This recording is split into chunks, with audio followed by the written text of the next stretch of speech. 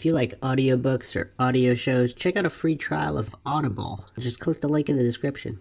Welcome to Mindshock True Crime. You are listening to the Maura Murray series. This is episode 43, The 12 Tribes. Did Maura Murray escape and join a cult? That is what we are examining in this episode. This is your host, Bruce McGuire. And Maxwell Powers. And if you like the podcast, you can donate to our PayPal. Just check the link in the description. Make sure you subscribe to the channel. Hit the bell for notifications. Make sure your device allows those notifications to come through. Make sure to like and follow our Facebook page for exclusive updates that will only be posted on Facebook. And then you could also check us out, Twitter, Reddit, and Patreon. Patrons do get priority in case or topic requests. And any questions, comments, theories, rebuttals, leave them in the comments section. All right, Maxwell, we are once again going to James Renner's blog. He posted this November 30th, 2018. So this was over a year ago, but we never really discussed it. And this is Mindshock, and we have to go down every avenue. So we will be discussing it because there might be some merit to this theory. So let's examine it. This is his post. Woman claims Maura Murray was seen with cult members in 2004. The latest unconfirmed sighting of Maura Murray centers around a strange group who call themselves the 12 Tribes, residing in Lancaster, New Hampshire. The 12 Tribes are a religious community, read cult, that sprung out of the hippie movement in the early 70s and whose aim is to recreate the Christian church of the first century, an effort to get back to the basics of Jesus' teachings. However, 12 Tribes communities across the country have gotten into some trouble over child abuse and child labor. Here's some emails I received from the witness this week. Maura was wearing a white coat when I saw her for 3 days following her accident. That's why I asked if she had one. I had sent an email to her boyfriend, and he wrote back saying, quote, "Not a clue," end quote. No more, no less. You think that's weird? If this witness is to be trusted, that means Billy Roush didn't really care. He just said not a clue, and he wasn't even wondering if she really saw her or not? Or did he know she didn't see her because he knew something already happened to Maura and it wasn't her? So he issued a dismissive response. All right, anyway, continuing on. Wait. So, someone saw her 3 days after the accident in a white robe? For 3 days. She didn't say exactly when this happened. So she saw her for 3 consecutive days sometime after the accident. The Saturn accident. Correct. After she disappeared. Yeah. And she said she emailed Maura's boyfriend, Bill Roush, and he wrote to see if she had a white coat. By the way, she is wearing that white coat in the ATM video. Oh, shit. But Bill Roush responded, not a clue, and this witness is saying no more, no less. So she was like, I saw Maura. Did she have a white coat? And he just responds, not a clue, and that's it. Is that kind of weird? Second, that's messed up. He doesn't want to know anything about this, if it was really Maura or not. That's weird. And that's days after she disappeared. Okay, but the email he received was last year. The email was just last year. So it's unclear when the witness sent the email to the boyfriend. But let me finish the email, unless you have any further thoughts about Bill Roush's response. That's weird. Like, why would that girl respond that she saw her for 3 consecutive days, like 20 years later or some shit? Well, she said she sent an email to the boyfriend. But anyway, okay. No further comment on Bill Roush's not a clue response, and that's it? Well, he's probably all right. He's probably sick and tired of getting emails from everyone. Like, it's unclear if it's unclear when if this was last year sent to him, then I can see how he would respond in a very. Plus, he's going through court and stuff. All right, hold on. Let me hold on. Let me finish this because not a clue, no more, no less. Maura was alive, unhurt after her accident. She walked past the store I worked in every day for 3 days. Until the day she was leaving, her new friends came into the store with her and I met her. I will never forget her dimples. Never. They even gave her a new name. Translated, it meant to be free. She smiled. She is clearly a runaway. Her friends that helped her were told never to speak of the incident again. I will tell you that Maura met these friends right there in Amherst. I am sure it was at their festival that is held each year in the Common, but for the last 2 years it has been held elsewhere on the university grounds because it got too big for their Common. These people go to all the universities and some of the bigger malls. Even though they don't recruit, they are always there to help those that need some. The name of the group, as you call them, are members of the 12 tribes. They are all over the country, and if you give them trouble, they can make trouble for you. As I suspect they did, with sending members of the family to some unknown location in the middle of the woods on some foolish mountain. So this is the email. This is back to James Renner's post about it. I've forwarded this info to family and police.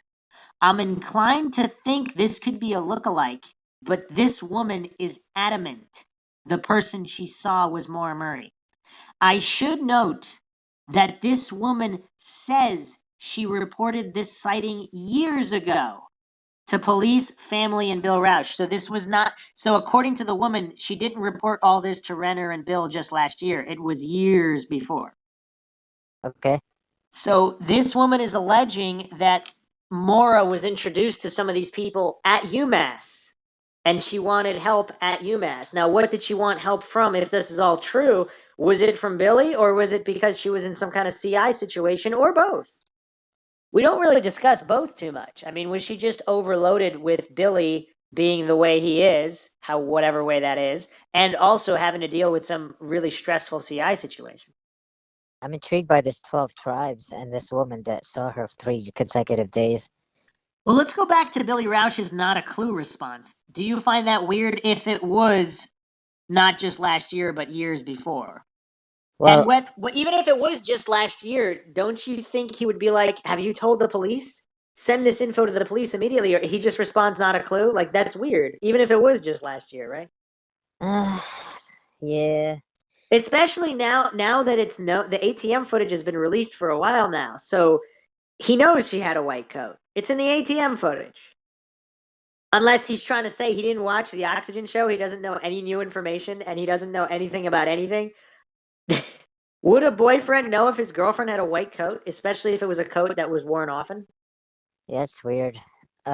Wait, what was the actual, what was the name that they called Mora for the free She girl? didn't say. She just said the new name translated to be free. So I'm assuming it's a non-regular name. Some Possibly, kind of like Native, like I guess a American. biblical name, possibly. I don't know. All right, here's information on the 12 tribes communities. This is from Wiki. The 12 tribes, formerly known as the Vine Christian Community Church, Northeast Kingdom Community Church, the Messianic Communities, and the Community Apostolic Order, is a new religious movement founded by Gene Spriggs, also known as Yonek, that sprung out of the Jesus movement in 1972 in Chattanooga, Tennessee. The group is an attempt to recreate the first century church in the book of Acts. The name 12 tribes is also derived from a quote of the Apostle Paul in Acts 26:7.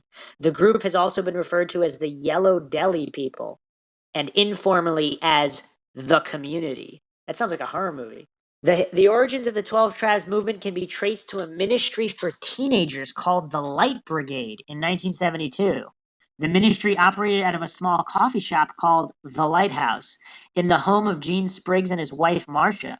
The Light Brigade began living communally and opened a restaurant called the Yellow Deli while attending several churches before deciding on the First Presbyterian Church. The Light Brigade, while at First Presbyterian, caused friction with the establishment by bringing in anyone who was willing to come with them, including members of different social classes and racial groups, a practice not engaged in at the time. That's a shame. I mean, do these people, how could a church that is proclaiming to follow Jesus' word not accepting people of different social classes? That's weird. On January 12th, 1975, the group arrived at First Presbyterian only to find out that the service had been canceled for the Super Bowl. This led the group to form the Vine Christian Community Church. I guess they didn't appreciate the bread and circus. During this time, the church planted churches, each with its own yellow deli, in Dalton and Trenton, Georgia, Mentone, Alabama, and Dayton, Tennessee. The withdrawal from the religious mainstream turned what had been a friction-filled relationship into an outcry against them. They began holding their own services, which they called critical mass, in Warner Park, appointing elders and baptizing people outside any denominational authority. The deteriorating relationship between the group and the religious and secular Chattanooga community attracted the attention of the Parents Committee to Free Our Children from the Children of God and the Citizens Freedom Foundation, who labeled the church a cult and heavily attacked Spriggs as a cult leader. This led to what the group refers to today as the cult scare in the late 70s. A series of deprogrammings started in the summer of 76 that were carried out by Ted Patrick. The group nevertheless largely ignored the negative press and the wider world in general and continued to operate its businesses, opening in Areopagus and a second Yellow Deli in downtown Chattanooga. In 1978, an invitation was received from a small church in Island Pond, Vermont, for Spriggs to minister there. The offer was declined, but the group began moving in stages to the rural town, naming the church there the Northeast Kingdom Community Church. One of Patrick's last deprogramming cases in Chattanooga occurred in 1980. It involved a police detective who, according to Swantco, had his 27-year-old daughter arrested on a falsified warrant in order to facilitate her deprogramming with the support of local judges. Wow, that's crazy. What do you think about that, Maxwell? I missed the last few What a cents. shocker. In Chattanooga in 1980, a police detective got a false warrant from a judge to arrest his own 27-year-old daughter in order to deprogram her from the from this group, because I guess they were thinking she was brainwashed. Oh, that's cool. The group continued moving, closing down all of its yellow delis and associated churches, except for the one in Dalton. At one point, a leader conceded that the group was deeply in debt before closing down the Dalton church and moving the last members to Vermont. The move to Vermont, combined with an initial period of economic hardship, caused some members to leave. The Citizens Freedom Foundation conducted several meetings in Barton to draw attention to the group. The Citizens Freedom Foundation had made allegations of mind control in Chattanooga, but now it made accusations of child abuse. In 1983, charges were brought against Charles Eddie Wiseman, an elder in the group, for misdemeanor simple assault. This, combined with multiple child custody cases, formed the basis for a search warrant. On June 22nd, 1984, Vermont State Police and Vermont Social Rehabilitation Services seized 112 children. All were released the same day because the raid was ruled unconstitutional, due to what main witness recanted, saying he was under duress from the anti-cult movement. The case was later dropped in 85 after a judge ruled that Wiseman has been denied his right to a speedy trial. Wow, it looks like back in the 80s, people really followed the law more. Eddie Wiseman's public defender, Gene Swantco, who had been present during the raid, later joined and married Wiseman. That's interesting, isn't it? The guy's attorney married him. By 89, the church had become widely accepted in Island Pond and grew substantially during the 80s and 90s, opening branches in several different countries, including Canada, Australia, Brazil, Spain, Germany, Argentina, and the UK. During this expansion phase, the group used the name Messianic Communities before deciding to rename itself the 12 Tribes. Throughout the mid 2000s, the group remained controversial, with accusations of child labor, custodial interference, and illegal homeschooling. Illegal homeschooling? What does that mean, Maxwell? Are people saying you're not allowed to homeschool your own child? Yeah, that's kind of messed up. That's kind of weird. I didn't even know that was a thing. Yeah. In 2006, the group held a reunion for members and friends of the Vine Christian Community Church and the former Yellow Deli in Warner Park, announcing a new community in Chattanooga. The movement proceeded to open a new Yellow Deli in 2008, nearly 30 years after leaving Chattanooga. The group operates as a 501d, a for-profit organization with a religious purpose and a common treasury. The community pays property taxes, but the 501d structure tends to result in no income tax liability. That's not a bad deal. So the controversy since its inception, the group has ignited controversy and garnered unfavorable attention from the media, the anti-cult movement, and governments. New England Institution of Religious Research's executive director, the Reverend Bob Pardon, warns in his report that the Messianic communities under the leadership of Spriggs has tended toward an extreme authoritarianism and a Galatian heresy. The tribes have responded with a line-by-line response to the report, and they continue to contest its large errors, distortions, misunderstandings, and misjudgments while criticizing the heavy use of apostates in his report. In France, the group was listed on the 1995 government report by the Parliamentary Commission on Cults in France under the name Order Apostolique, Therapeutic Healing Environment.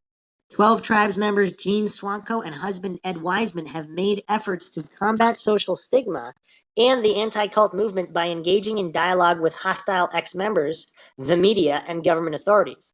Swanko has presented at scholarly conferences including Cessner Communal Studies Association and Society for the Scientific Study of Religion, as well as a chapter in James T. Richardson's Regulating Religion, Case Studies from Around the Globe. The 12 Tribes has been cited by Stuart A. Wright as a group suffering from front-end, back-end disproportionality in media coverage.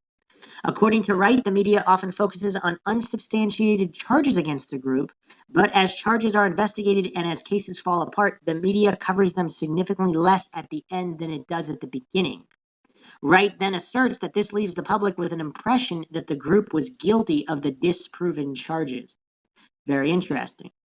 The Island Pond raid has remained prominent in Vermont legal history. It was the subject of a Vermont Bar Association seminar in 2006. The group held an anniversary events in 94 and 2000 and produced a 75-minute documentary, The Greatest Deprivation of Civil Liberties to Have Occurred in Recent Vermont History. It's pretty interesting. Quite a bit different than Waco. So, child labor and homeschooling controversies. In 2001, the New York Post ran an article accusing the group of child labor violations, and later attributed itself as having prompted the investigation. The 12 Tribes responded with a press conference at the Common Sense Farm, where the alleged child labor had taken place. The 12 Tribes reported that during a random inspection by Estee Lauder companies, the company discovered that several 14-year-olds had been found assisting their fathers in the cottage industry. This report was later confirmed by Estee Lauder, who terminated their contract with Common Sense Products. The group's official statement at the press conference stated that they believed that it was a family-owned business, and children ought to be able to help their parents in the business while making no apology for it. All right, very interesting. All right, so what do you think, Maxwell? Is this the type of group that would help someone like Maura Murray as they help people in need? Possibly. Yeah, I don't know. There was a lot of detail. Well, forget the detail. In general, what do you think of this possibility that a cult with members that a religious organization, the 12 Tribes, I guess should we call them a cult? Is there a difference between a cult member and a religious follower? I guess not. I guess it's a semantics game depending on which definitions you're using. All right, so a couple of problems. We don't know exactly who this woman is or where she spotted Maura. She said in a store that she was working at. Like, where is this? Is this close to the accident scene? Yeah, I don't know. All right, so there's a couple of old sightings of Maura Murray that we went over in the earlier podcast episodes. If you haven't checked out the whole Maura Murray series and you're interested in the case, it is best to start from episode 1 because we go over quite a bit of detail and quite a bit of sightings. In June 2005, this is over a year after her disappearance, however, a girl with blonde hair resembling Maura was seen at a church in Barton, Vermont. A witness says the girl said her name was Raquel and took off quickly when the minister started a Father's Day sermon. That's kind of interesting. Do we have a definition for what Raquel means? Because if Raquel means to be free, uh-oh. All I could find is Raquel attracts willpower, empathy, and effervescence. That's interesting, but they didn't like whoever said that had no meaning of that name, right? This was allegedly this would be a different witness because this witness is saying they saw her in church, whereas the witness that wrote James Renner this letter said they saw her walk by the store. So these would be two different people. That's interesting. So this is what I found on Kabbalarian philosophy. Raquel has created a most expressive, nature, idealistic, and inspirational, driven with a strong urge to be of service in some way that would uplift humanity as a whole. However, there's a tendency to assume too heavy a burden of responsibility for others, which leads to worry and undue concern.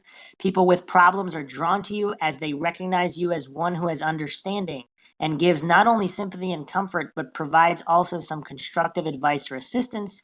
You have a generous quality to your nature, but you must guard carefully against giving more than you receive, or you will find yourself doing without because you have helped someone else. You love people, family, home, and friends, and try to be a parent to the whole human race. While you have genuinely stable conditions in your life, you may experience some problems in business affairs through a tendency to be scattering and inattentive to details. The meaning of this name is unknown. I'm looking at many different sites now. Yeah, they're not really listing a meaning of Raquel. There's some general meanings, but not direct translations. And then, of course, there's the famous Cumberland Farms store sighting in Hillsborough, New Hampshire, where someone said that it was Maura. She was with an older male and the girl was mouthing, "Help me," but there are no security tapes. And this was reported months later when witnesses saw photos of Maura on a television program. And we went over both these sightings in previous episodes quite extensively. Some people online are also discussing other cases where missing persons cases occurred where supposedly 12 tribes were involved, as in either helping to assist. I don't think anybody was saying that they were malevolent, but who knows? Humans are humans, right? Is it possible that a member of the 12 tribes might be a serial killer? That can be. Any final thoughts on this 12 tribes breadcrumb that James Renner has brought to the forefront? We need more information. I don't know why more information isn't available about this. Which store was it? When exactly was it? Was it days, weeks, months after the fact? We really, I mean, it's. I guess this witness stopped responding. So she said she told police. If it's someone just crying out for attention, is that an ongoing thing? Wouldn't they constantly want more and more attention, or is it a one-time thing? Definitely not an attention seeker.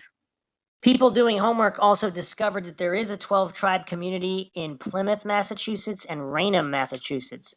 Plymouth is 13 miles from Hanson, Massachusetts, Maura's hometown. Any thoughts on that? No. Someone posted an interesting comment on this post on the blog. If this report was made known to law enforcement years ago, it's not clear what makes it reportable news now. The informant seems subjectively certain that she saw Maura Murray, but she didn't know Maura personally, and she offers no additional corroboration. Still, at a broader level, this report raises an interesting point. In today's world, joining a secretive communal religious group is probably the simplest, most viable way for a person to disappear. That group would both provide material support and act as a buffer between the disappeared person and the outside world. I doubt, though, that many persons are tempted to disappear in that particular way, except in dire necessity. Such religious groups, including the 12 tribes, typically impose a pretty heavy set of obligations on members in terms of belief system, work, constraints on personal freedom. Maura Murray would seem, from all we know about her prior life, an unlikely candidate for such a highly regimented lifestyle. Unless she knew that and maybe just stayed with them for a while, but then escaped. But isn't it unlikely if she was with the tribe that she would be out attending church services, unless they required her to do so? But wouldn't somebody have actually spotted? Wouldn't more than two people have spotted her if she was out and about with the 12 tribes? Like, who would have spotted her? Other people. Because if she's just out and about for years after the disappearance, wouldn't more people? Because think about it. The Maura Murray search was pretty extensive. Family and friends, I mean, they put up posters everywhere, even in Vermont and New Hampshire, all over. So somebody would have probably seen her if she was out and about. If she wasn't out and about and she was only out and about once or twice, and these people happened to see her, okay, that makes it slightly more believable. But we just need more information from this witness. Yeah, that's true. And James Renner has her contact info. This is all he provided. I would interview her more deeply. I'm thinking he would have, unless she just stopped responding, right? Because otherwise, he would have put out more info, right? Because That's true. this is what he put out. So maybe she stopped responding. If this email is legitimate, and that means years and years ago, when she asked Bill Roush whether or not she had a white coat, Maura had a white coat, he just responded, "Not a clue," with no further interest in his missing girlfriend.